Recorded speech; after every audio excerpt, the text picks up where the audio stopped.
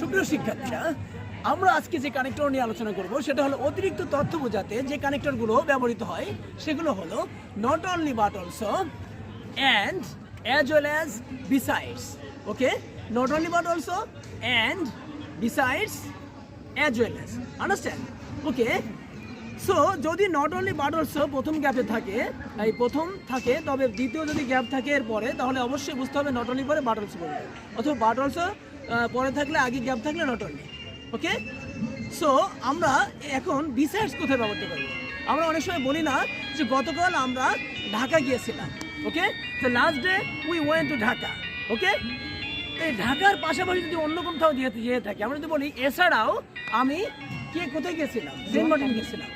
Besides I went to Saint Martin. Okay, মানে Saint Martin সম্পর্কে অতিরিক্ত তথ্য দিয়েছিলাম, দ্বিতীয় বাক্যে শুরুতে তাই বিসাইডস বসলো।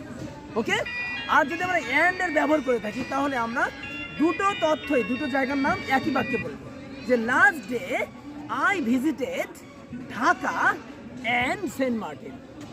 ওকে, Dhaka and Jessore, Dhaka and Khulna, understand?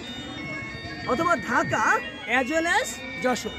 So আজকে আমরা শিখলাম যে অতিরিক্ত তথ্য দিতে যে কানেক্টরগুলো ব্যবহৃত হয় সেগুলো হলো not only but also, besides, and এবং অ্যাজ ওয়েল অ্যাজ।